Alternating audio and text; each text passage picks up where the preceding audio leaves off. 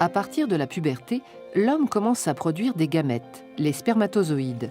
Cette production, appelée spermatogenèse, est quantitativement très importante. Plusieurs centaines de millions de spermatozoïdes sont fabriqués chaque jour. C'est dans les testicules que la spermatogenèse a lieu. Ces organes sont constitués de tubes séminifères pelotonnés. La spermatogenèse commence par la division de cellules souches appelées spermatogonies. Elles forment des spermatocytes. Chaque seconde, des milliers de spermatocytes sont formés. Leur production est permanente. Ces spermatocytes se divisent à leur tour et forment des spermatides qui pourront se différencier progressivement en spermatozoïdes. Il faut 72 jours pour qu'un spermatozoïde soit constitué. L'ensemble de ces phénomènes a lieu dans les tubes séminifères. Les spermatogonies se trouvent en périphérie et plus les divisions et la différenciation en spermatozoïdes progressent, plus les cellules migrent vers le centre du tube.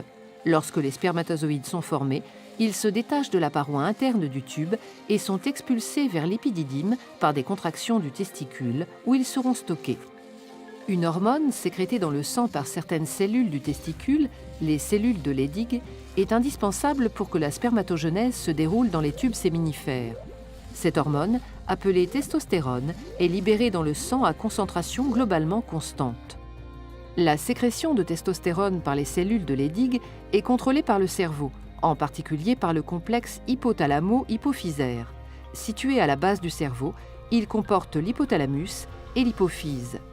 L'hypothalamus sécrète une hormone, la GnRH, qui stimule directement l'hypophyse. Cette petite glande sécrète alors dans le sang deux hormones appelées FSH et LH. La LH agit au niveau du testicule. Elle stimule la sécrétion de testostérone par les cellules de Leydig. La FSH agit aussi au niveau des testicules, mais directement sur certaines cellules des tubes séminifères. Elle active la spermatogenèse. LH et FSH sont donc indispensables à la fabrication des spermatozoïdes dans les tubes séminifères. En permanence, la testostérone sécrétée par les testicules dans le sang agit aussi au niveau du complexe hypothalamo-hypophysaire. Plus la concentration sanguine en testostérone augmente, moins l'hypophyse sécrète de FSH et de LH. Au contraire, si la concentration en testostérone diminue, l'hypophyse sécrète une quantité accrue de LH et de FSH.